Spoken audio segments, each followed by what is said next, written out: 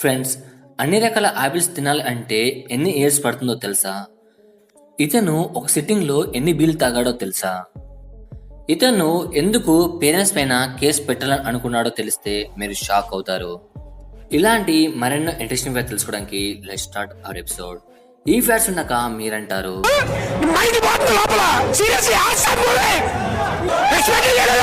Fact number 1. ఈ fact మిమ్మల్ని షాక్కి గురిచేస్తుంది. మామూలుగా గుడ్ల గుబలు వాడి తలను 270 డిగ్రీల వరకు తిప్పగలవు. బట్ మనిషి మాత్రం అలా తిప్పలేడు. ఒకవేళ తిప్పినా కూడా మ్యాక్సిమం 90 ఆర్ 100. నేనైతే 90 డిగ్రీస్. కానీ జర్మనీకి చెందిన మార్టిన్ లారెల్లో అనే అతను తన తలను ఏకంగా 180 డిగ్రీలు తిప్పగలడు. అందరూ ఇతని హ్యూమన్ ఓల్ అని పిలుస్తారు. అతను తన తలని 180 డిగ్రీల మార్చగల సామర్థ్యంతో జన్మించాడు. It's amazing. Fact number 2. Apple. రోజు ఒకటి తింటే డాక్టర్ దగ్గరికి వెళ్ళాల్సిన అవసరం లేదు అంటారు. చాలా మంది అనుకుంది ఏంటంటే యాపిల్లో 2 లేదా 3 రకాలు ఉన్నాయని. బట్ ఫ్రెండ్స్, ఇది మీకు తెలుసా? యాపిల్లో దాదాపు 7,300 రకాలు ఉన్నాయి. సో సపోజ్ మీరు రోజు ఒక యాపిల్ తిన్నా కూడా అన్ని యాపిల్స్ తినడానికి సుమారు 20 సంవత్సరాలు పడుతుంది. ఒకవేళ మీరు కనుక అన్ని రకాల యాపిల్స్ తింటే గిన్నెస్ రికార్డ్ క్రియేట్ చేయొచ్చు. Fact number 3. ఇది మాత్రం మామూలుగా ఉండదు. ఆండ్రూ ద జాయింట్ అనే అతను 1976లో ఓ పబ్లోకి వెళ్ళాడు. సిట్టింగ్ అనేది వేశాడు. ఎవరైనా సరే బీర్ తాగితే ఒక సిట్టింగ్లో మహా అయితే 2, ఇంకా అనుకుంటే 4 ఆర్ 5 ఎనఫ్. కానీ మనవాడు ఒకే ఒక సిట్టింగ్లో 119 బీర్లు తాగాడు. అది కూడా వితిన్ 6 అవర్స్లో. ఈ ఫ్యాక్ట్ వినగానే నాకు అనిపించింది, తాగడం అంటే ఉల్లాసం కోసం తాగాలి బాబు, అదేదో ఉద్యమంలా తాగకూడదు. Fact number 4. ఈరోజు మనం చెప్పుకునే ఫోబియా నేమ్ పొగనోఫోబియా. అంటే ఇది ఉన్నవారికి గడ్డాన్ని చూస్తే భయపడతారు. సేమ్ లైక్ యాజ్ కుక్కని చూసి భయపడడం, రాతిని చూసి భయపడడం లాంటిది. కానీ వీళ్ళు గడ్డాన్ని చూస్తేనే భయపడతారు. నాకు మాత్రం బీడ్ ఉంటేనే నచ్చుతుంది. ఎప్పుడైతే బీడ్ అనేది ఎక్కువ అవుతుందో నెక్స్ట్ మా అమ్మ రియాక్షన్ ఇలా ఉంటుంది.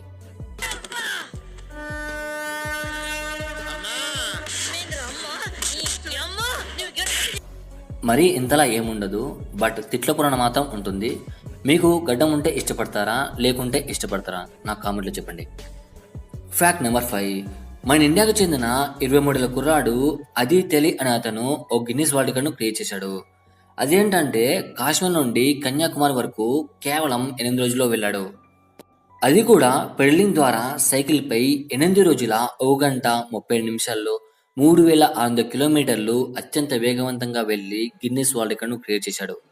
ఇండియా గర్వించదగ్గ గొప్ప పని చేశాడు. ఇతని కోసమైనా ఈ వీడియోకి ఒక లైక్ కొట్టండి. Fact number 6. చాలా మంది అంటుంటారు కదా, ప్రపంచంలో మనుషులు పోయిన మనుషులు 7 ఉంటారు అని. బట్ స్టడీస్ ప్రకారం 7 కాదు కానీ 6 మీలాగే సేమ్ ఎగ్జాక్ట్గా ఉండే ఛాన్స్ ఉందని తేలింది. అండ్ అలాగే 9% మీ లైఫ్లో అట్లీస్ట్ ఒక్కరినైనా మీట్ అయ్యే ఛాన్స్ ఉంటుంది. 100% కాదు, 9% మాత్రమే. Fact number 7. ఆస్ట్రేలియాలో ఒక రెస్టారెంట్ ఉంది. ఒకవేళ ఈ రెస్టారెంట్లో మీరు కనుక ఫోన్ని యూజ్ చేయకపోతే మీ బిల్లులో 10% డిస్కౌంట్ ఇస్తారు. ఇప్పుడున్న కాలంలో ఫోన్ లేకుండా ఎవరు ఉండడం లేదు. తినేటప్పుడు అయినా చేతిలో ఫోన్ ఉండాల్సిందే. అలాంటి సిచ్యువేషన్ వచ్చింది. దీనివల్ల పేరెంట్స్ ఫ్రెండ్స్తో ఉండడం చాలా తక్కువగా అయింది. అట్లీస్ట్ తినేటప్పుడు అయినా ఫోన్కి దూరంగా ఉండాలని ఇలా ఆఫర్ చేశారు. సో దీనివల్ల పిల్లల యొక్క తల్లిదండ్రులు చాలా హ్యాపీగా ఉన్నారంట. అట్లీస్ట్ తినేటప్పుడు అయినా ప్రేమగా చూడొచ్చు అని. బట్ ఐడియా మాత్రం సూపర్గా ఉంది. ఈ రెస్టారెంట్ నేమ్ ఏంటో తెలియదు కానీ సిడ్నీలో ఉందని మాత్రం తెలిసింది. చాలా సెర్చ్ చేశాను బట్ దొరకలేదు. Fact number 8.